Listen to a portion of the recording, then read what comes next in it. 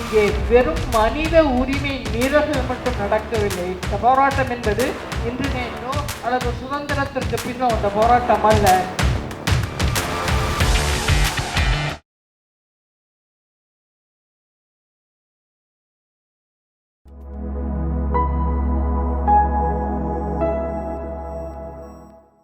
கோரிக்கையை முன்வைத்து ஏற்பாடு செய்யப்பட்டிருக்கின்ற இந்த கருத்தரங்கத்தினுடைய ஏற்பாட்டாளர்களே, கருத்துக்களை பகிர்ந்து கொண்டிருக்கின்ற ஆளுமைகளே, கருத்துக்களை கேட்டு அது குறித்து சிந்தித்து முடிவெடுக்க வேண்டி வந்திருக்கின்ற அரங்கத்தில் அமர்ந்திருக்கின்ற ஆளுமைகளே, தோழமைகளே, உங்கள் அனைவருக்கும் என் பணிவான வணக்கத்தை தெரிவித்துக் கொள்கிறேன்.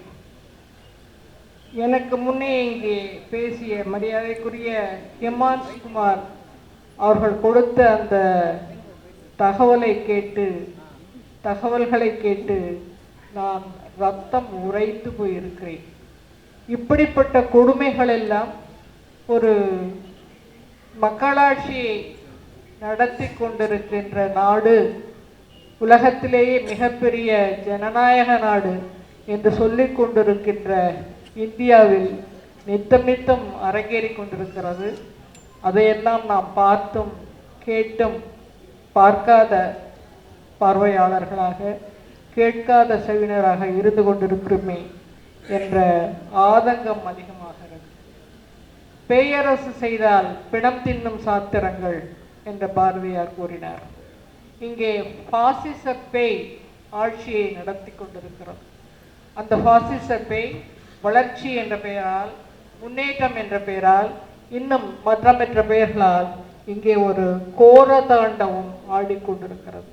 அந்த கோரதாண்டவம் எங்கெல்லாம் மிக மிக மோசமாக இருக்கிறது என்பதை இங்கே வந்திருக்கின்ற நம்முடைய விருந்தாளிகள் எடுத்து சொன்னார்கள்.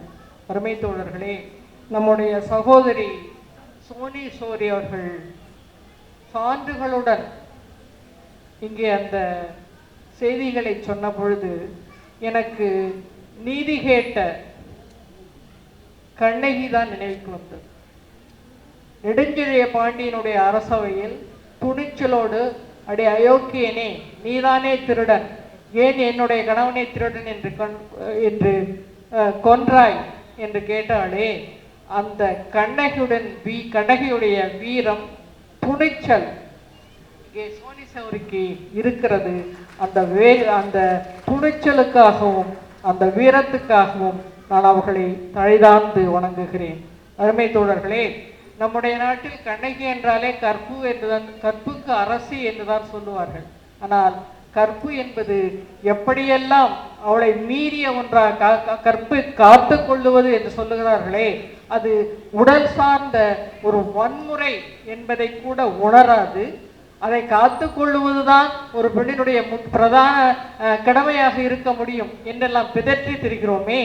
இங்கே சத்தீஸ்கரில் எப்படியெல்லாம் பெண்கள் அன்றாடம் பாதிக்கப்படுகிறார்கள், அவர்கள் எப்படி கற்புக்கு அரசிகளாக இருக்க முடியும் நம்முடைய டெஃபினேஷன்ல என்று யோசிக்கும் பொழுது எனக்கு உண்மையிலேயே என்ன பேசுவது என்றே தெரியவில்லை. இவர்கள் இருவரும் கொடுத்த அந்த விவரங்களின் அடிப்படையில் பார்த்தால் நாம் சொல்ல வேண்டிய செய்தி, சத்தீஸ்கரை பற்றி தெரிந்து கொள்ள வேண்டிய செய்தி என்னவாக இருக்க முடியும் இனியும் என்று எனக்கு புரியவில்லை. நாம் செயல்பட வேண்டும். அது மட்டும்தான். இந்த செய்திகளை தெரிந்து கொண்டு போய் இதெல்லாம் இப்படி அங்கே நடக்கிறதாமே என்று சொல்லுவதில் எந்தவித பிரயோஜனம் இல்லை. நாம் செயல்களத்தில் இறங்க வேண்டும். ஆக சத்தீஸ்கரில் வந்திருக்கின்ற நம்முடைய அருமை விருந்தினர்கள் இருவரும் நம்மிடையே வைக்கின்ற கோரிக்கை என்னவென்றால், தமிழக மக்களே, நீங்கள் எங்களுக்காக, எங்களுடைய பெண்களுக்காக, எங்களுடைய குழந்தைகளுக்காக, எங்களுடைய ஆதிவாசி மக்களுக்காக என்ன செய்ய போகிறீர்கள் என்று திட்டமிடுங்கள். உங்களுடைய அந்த திட்டங்கள் எங்களை காப்பாற்ற வேண்டும், எங்கள் குழந்தைகளை காப்பாற்ற வேண்டும், எங்கள் பெண்களை காப்பாற்ற வேண்டும், எங்களுடைய பழங்குடி ஆதிவாசி மக்களை காப்பாற்ற வேண்டும்.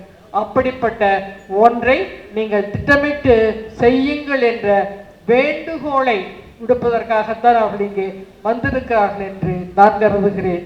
அவர்கள் எடுத்து சொன்னவையெல்லாம் ஏதோ செய்திகளாக நாம் பார்க்கவில்லை. நம்முடைய மனசாட்சிக்கு விடப்பட்ட சவாலாகவே நான் பார்க்கிறேன்.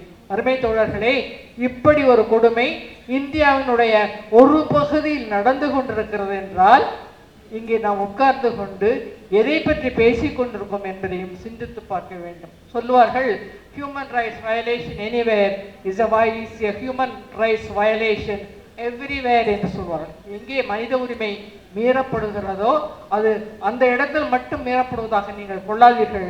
அந்த மனித உரிமை எல்லா இடங்களிலும் மீறப்படுவதாக நீங்கள் எடுத்துக்கொண்டால்தான் அங்க பாதிக்கப்பட்ட மக்களுக்கான செயல் திட்டங்களில் நீங்கள் இறங்க முடியும் என்று சொல்வார்கள். அருமை தோழர்களே, இங்கே வெறும் மனித உரிமை மீறல்கள் மட்டும் நடக்கவில்லை, கொடுமைகள் அரங்கேறி கொண்டிருக்கின்றன. அந்த கொடுமைகள் எதனால் அரங்கேற்கின்றன? அவர்கள் தங்களுடைய ஆதிவாசி மக்கள் இந்த மண் எங்களுக்கு சொந்தம், இந்த காடு எங்களுக்கு சொந்தம், இங்க இருக்கின்ற வளங்கள் எங்களுக்கு சொந்தம், இங்க இருக்கின்ற நீர் எங்களுக்கு சொந்தம் என்று நீண்ட காலமாக அவர்கள் போராடி கொண்டிருக்கிறார்கள். இந்த போராட்டம் என்பது இன்று நேற்றோ அல்லது சுதந்திரத்திற்கு பின்னோ அந்த போராட்டம் அல்ல. இந்த போராட்டம் என்பது சுதந்திரத்திற்கு முன்பே வெள்ளைக்காரன் காலத்திலிருந்தே தொடங்கி நடந்து கொண்டிருக்கின்ற ஒரு போராட்டம் தான். வெள்ளைக்காரனாவது பரவாயில்லை, இப்படி கொண்டு குவிக்கவில்லை. ஆனால் வெள்ளைக்காரன் கையிலிருந்து இந்த கொள்ளைக்காரர்கள் கைகளுக்கு ஆட்சி மாறிய பொழுது, அருமை தோழர்களே, அந்த வளங்களை எப்படி கொள்ளையடிப்பது, கொள்ளையடித்து எப்படி பன்னாட்டு பகாசுர கப்பலைகளையும் உள்நாட்டு பகாசுர கப்பலைகளையும் குளிர்வித்து ஆதாயம் பெற்று அதை தங்களுடைய அரசியலுக்காக பயன்படுத்துவது என்று திட்டமிட்டு செயல்பட்டு கொண்டிருக்கிற கும்பல் தான் இந்த ஆட்சி அதிகாரத்தில் இன்று உட்கார்ந்திருக்கிறது. எனக்கு முன்னாலே பேசியவர்கள் மிக தெளிவாக சொன்னார்கள், அங்கிருக்கின்ற மலை வளங்கள் பலவற்றை கொண்டுவது ரேர் என்று சொல்வார்களே, அபூர்வமான கனிம வளங்கள். அந்த அபூர்வமான கனிம வளங்களை வெட்டி எடுத்தால் இங்கே பல அம்பானிகள் பல அதானிகள் உருவாகும். எனவே இப்பொழுது அம்பானி, அதானி மற்ற பன்னாட்டு பகாசுர கம்பெனிகள் அங்கே கொள்ளையடிப்பதற்கு தடையாக இருப்பவர்கள் அந்த ஆதிவாசி மக்கள் தான். எங்கள் மண்ணை, எங்கள் நிலத்தை, எங்கள் காடுகளை நீங்கள் அழிக்க நாங்கள் அனுமதிக்க மாட்டோம் என்று வீறு கொண்டு எழுகிறார்கள். அந்த வீறு கொண்டு எழுந்த மக்களை இந்த அரசாங்கம் தன்னுடைய படை பலத்தால் அழிக்க பார்க்கிறது. அந்த அப்படி பாதிக்கப்பட்ட ஏழை எளிய மக்களை காப்பாற்றுவதற்காக சில இளைஞர்கள் வருகிறார்கள். அந்த இளைஞர்களை மாவோயிஸ்ட் என்று முத்திரை குத்தி, அந்த மாவோயிஸ்டுகளை I will wipe out Maoism from the land வர 2026 மார்ச் மாதத்திற்குள் நான் மாவோயிஸ்டுகளை துடைத்து எரிந்து விடுவேன் என்று ஒரு தேதி குறிப்பிட்டு ஒரு உள்நாட்டு அமைச்சர் பேசுகிறார் என்றால், அதை திட்டம் போட்டு அழிக்கவும் செய்கிறார் என்றால், அருமை தோழர்களை நீங்கள் நினைத்து பார்க்க வேண்டும், இது மக்களுக்கான நாடா அல்லது கொள்ளைக்காரர்களுக்கான நாடா?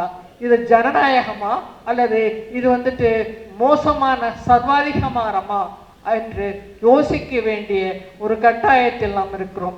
இந்த சர்வாதிகார போக்கை, மக்கள் விரோத போக்கை நாம் தூக்கி எறிய வேண்டும். அப்படி மக்கள் விரோத போக்கை தூக்கி எறிந்தால்தான் அங்கே இருக்கின்ற நம்முடைய சகோதரர்கள், நம்முடைய சகோதரிகள், இவர் சொல்லும் பொழுது எனக்கு நிஜமாலுமே நான் சொல்றேன், ரத்தம் உறைந்து போய் தான் நான் உட்கார்ந்திருந்தேன். ஒரு காந்தியவாதியானவர் காந்திய வழியில் செயல்பட்டு எப்படியெல்லாம் இங்கே பெண்கள் பாதிக்கப்பட்டிருக்கிறார்கள் என்று ஒரு மனுவை கொடுத்தால், அந்த மனுவை திருப்பி, அதுவும் ரொம்ப சொல்றதுக்கு ரொம்ப கேவலமா இருக்குது, தமிழ்நாட்டை சேர்ந்த சிதம்பரத்தின் ஆட்சியில் இது நடந்தது என்று சொன்னார்.